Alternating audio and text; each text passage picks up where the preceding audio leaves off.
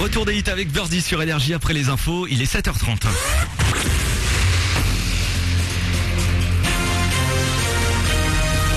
Toute l'actu sur Avignon avec Frédéric Plat.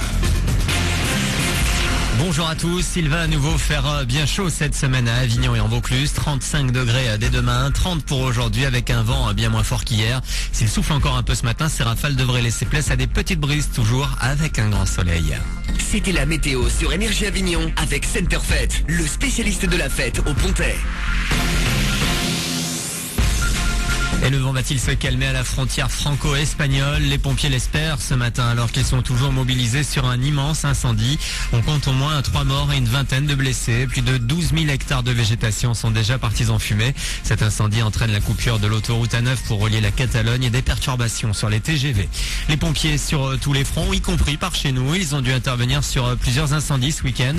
20 hectares de végétation sont partis en fumée hier au Pontet, à Vedène et Villeneuve. Déjà samedi, 30 hectares avaient brûlé à Cavaillon sur la colline Saint-Jacques. Dans l'actu également, un accident ce week-end à un passage à niveau à Pont-Saint-Esprit dans le Gard fait 2 morts, un petit garçon de 11 ans et son grand-père.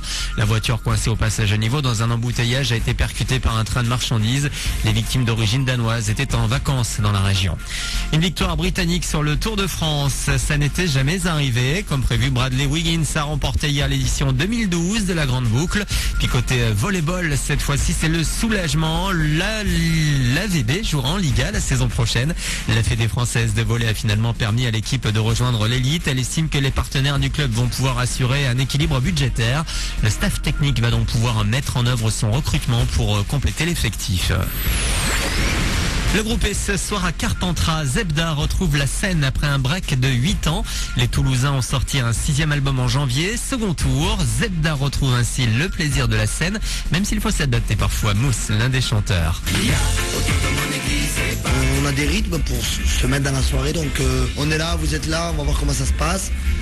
Voilà, après c'est à nous de nous adapter parce qu'on pense profondément qu'il n'y a pas de mauvais public, quoi, hein. Que des mauvais artistes, des mauvais groupes. Ou que des groupes ou des artistes qui ne savent pas s'adapter au moment. Tu peux être un bon artiste et pas être en phase. Ça peut être désagréable d'être secoué justement. On est aussi public, c'est-à-dire que nous on aime beaucoup aller dans les festivals, les concerts. Donc on se met aussi à la place des gens.